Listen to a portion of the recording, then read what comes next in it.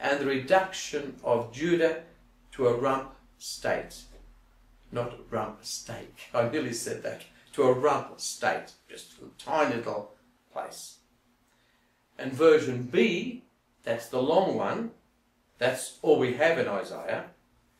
And within this we can see also, it's a bit complicated, isn't it? But two different accounts. We have, for example, why two? Well, we can see there are two boastful harangues. There are two lists of destroyed cities. There are two different interventions of Isaiah, and there are two visits of Hezekiah to pray in the temple. So we think two stories, two versions put together. One is called B1 and the other, unsurprisingly, B2. So B1 is all of chapter 36 through to the first 9 verses of 37, with verses 37 and 38 within chapter 37 as well. So there's a chunk left out in the middle, which becomes, of course, B2. So in this first one, B1, we have Isaiah prominent, and we end the story with the sudden return of the Assyrian forces and the murder of Sennacherib back home. And that happened, actually, although it was 20 years after these events.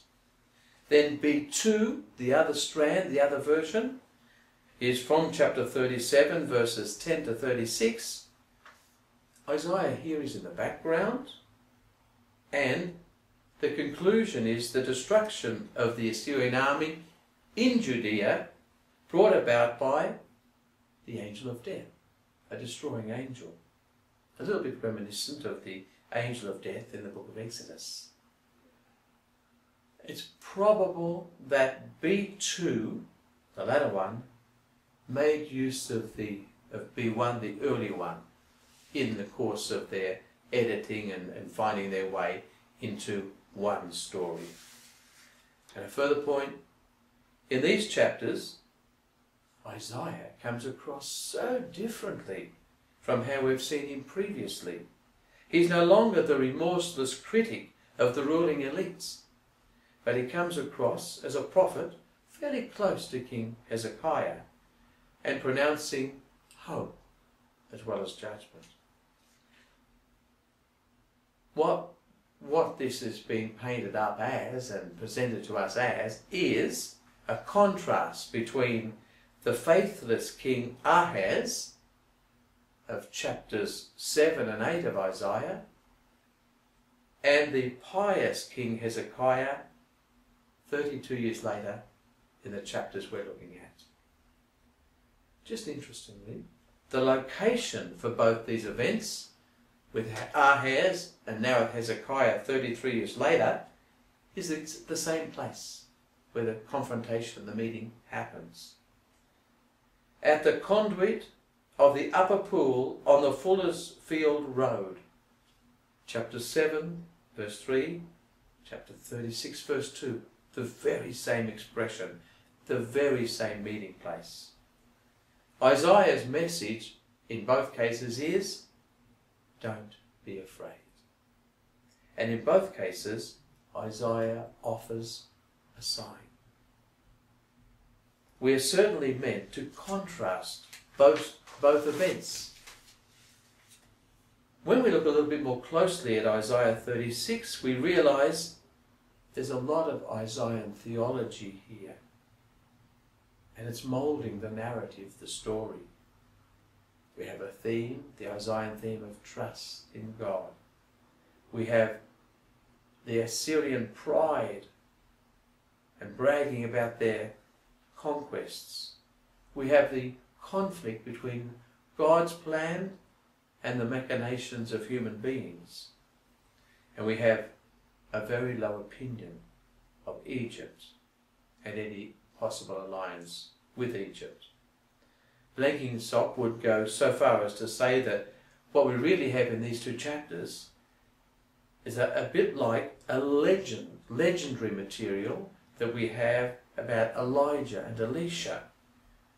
And it's really the beginning of a sort of a way of looking at Isaiah as a holy man, a wonder worker, a picture taken up by the chronicler, that's a later version of the history, by Sirach, the wisdom writer, by Josephus, the great Jewish writer after the time of Jesus, and by that apocryphal book, the Martyrdom of Isaiah.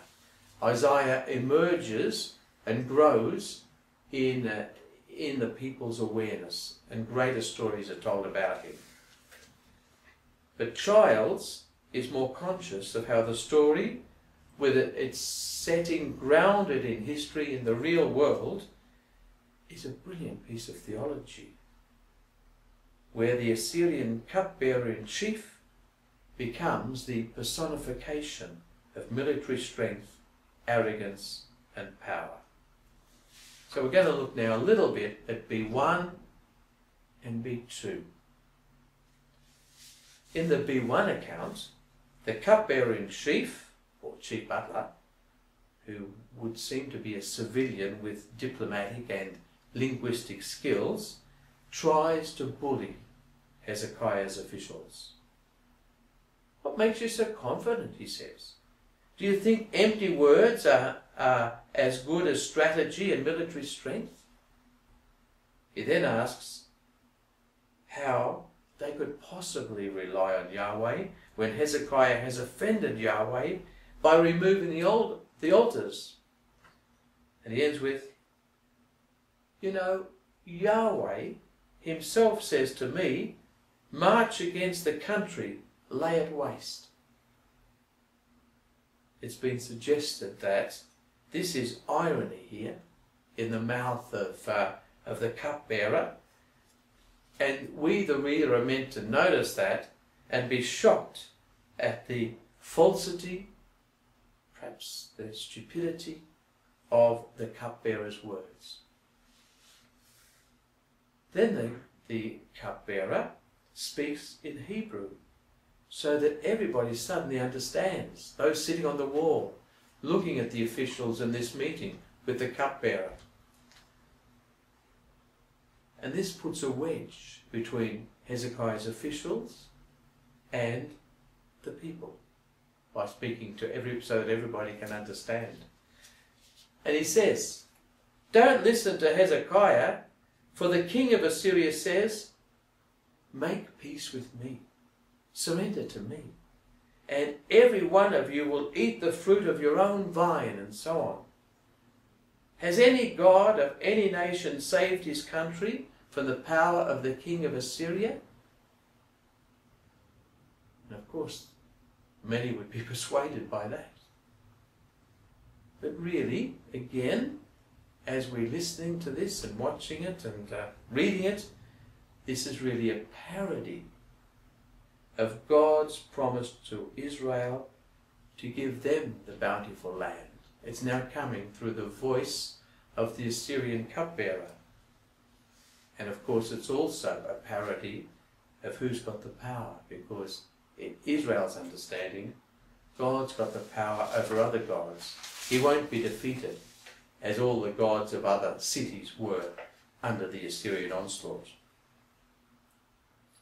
Isaiah then responds to Hezekiah, who is reeling in fear and terror after the departure of the Assyrian delegation, and who prays that God will listen to him and this insult that they've just offered to the living God.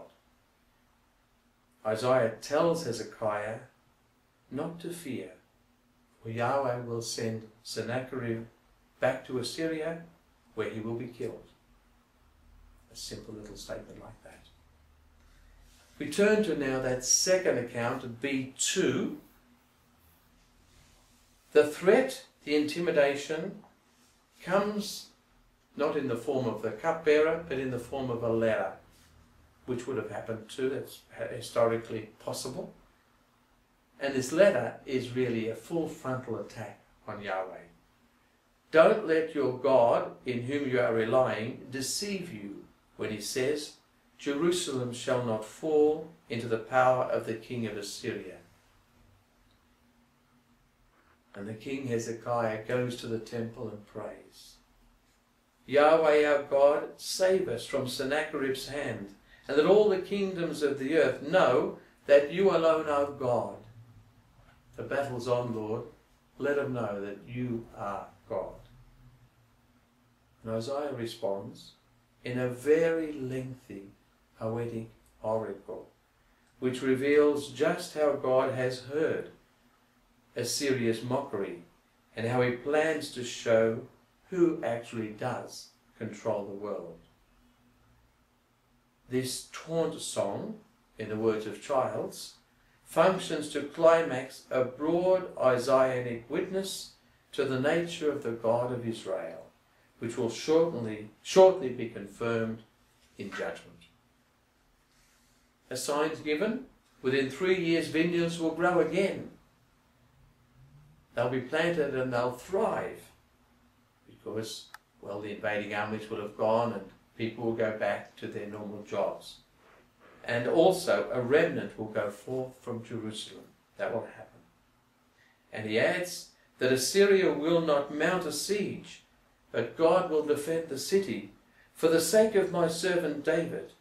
And that same night, the angel of Yahweh went and struck down 185,000 men in the Assyrian camp. Sennacherib returns to Nineveh and is murdered. And God is vindicated. So, it's quite something to read those chapters.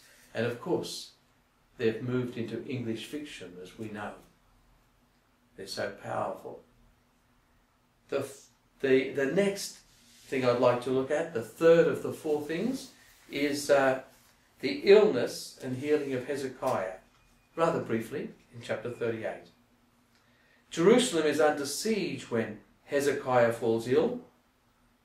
This chapter parallels the second book of Kings, chapter 20, but it's a lot shorter, and but it has a psalm added, which has been given a strong typological or symbolic meaning, as we'll see. When Hezekiah falls ill, Isaiah says, "You're going to die." Hezekiah prays, and a further word from Isaiah says, "I've heard your prayer and seen your tears.